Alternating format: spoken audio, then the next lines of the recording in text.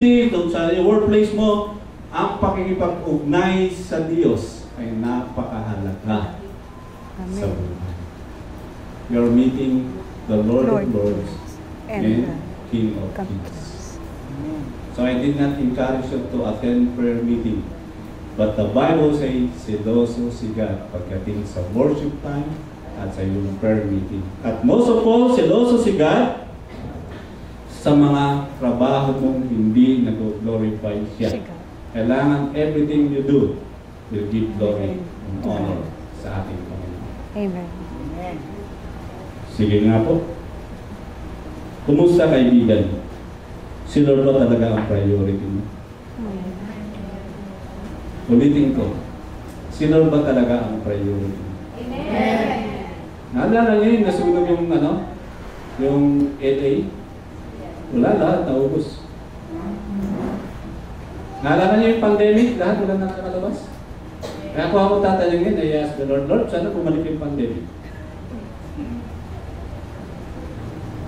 Kasi nagiging true ang worship natin yung panahon ng pandemic. Tama? Dito na po ako sa climax. Why? Number 3 po. How do we worship the Lord? Mga kapatid, habang pinag-aaralan ko, nagkakaproblema po ako sa aking mga anak. Nagkakaproblema ako sa asawa. Because of this pain na hindi ko pala ginagawa ang ituturo ko. Kaya po sa March 21 hanggang May 30, 70 days of prayer, ibabalik namin. Noong pandemic, araw-araw, gabi-gabi kami merong prayer time at worship. Okay? Basahin ko lang po mabilis. John 4:23, but the hour is coming and now is when the true worshipers will worship the Father in His Spirit. You know the context? Nung tinukso si Jesus ni Satan, ito'y Jerusalem. Ito'y between naman ng Jerusalem at Samaria. Sabi dito, true worshipers. Pakita niyo po sa katabi, totoo po bang mananambay siya? Yung katabi mo. Kasi nakalagay dito, the Father seeketh us to worship Him. Bakit kailangan natin sambahin ng Panginoon? Paano? Mamaya pa yung manner niyan, diyan po kayo. Ito very significant po sa akin yung salitang the manner of worship. Kung hindi po nyo naranasan, okay lang. Kung naranasan nyo, okay lang. Pero ako po, deep inside, practitioner po ako ng aking itinuturo.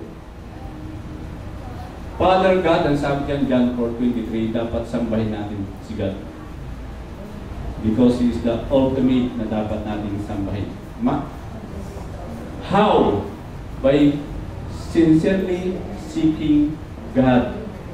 Anong sincerely po? Look at Abraham, paano niya sinamba Panginoon? Look at Jacob, Israel, si Noah, paano nila sinasamba Panginoon in their time? Merong family altar. Merong family devotion. Sabi sa akin ni Pastor, si ate mo, talagang faithful yan sa pag-quiet time. Nauna pa yan sa akin. Parang ayaw niyo maniwala. Panapahan mo natin ang Panginoon. Kasi yun po yung symbol eh. Paano mo sasambahin ng Panginoon? Priority mo yung family altar.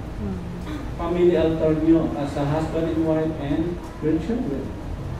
Hindi ko kayo patatasin ng kamay kung meron kayong family altar, ha? Talagang titignan sila sa akin, Pastor, mamaya siguro paglabas nito, ano na ito? Hindi ko po kayo po, may family devotion po ba kayo? I-discuss niyo mamaya itong pinag-usapan natin. Anak, talagang tinamaan nata ako dito, ilag na lang ako.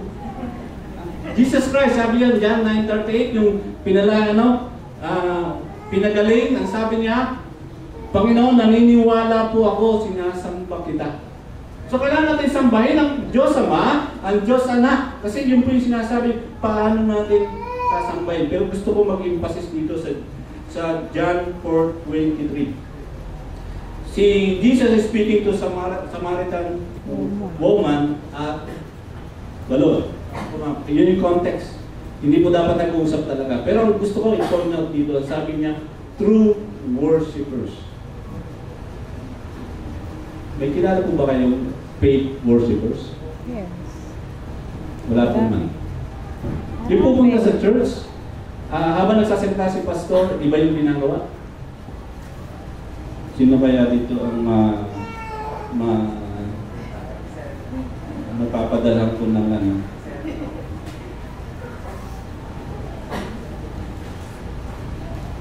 By the way, ito po yung week sa atin eh. Bakit natin sasambahin ng Panginoong Hesus yung kanyang ginawa? Ano po yung ginawa niya?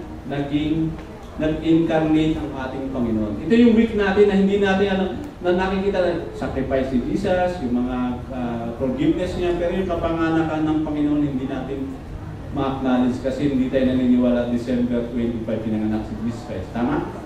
Hindi naman talaga eh. Pero dapat natin kilalanin din yung ang incarnation ng ating Panginoon sa a person who embodies in the flesh ay isang Diyos. Wala pong doktrina sa buong mundo na kinikilala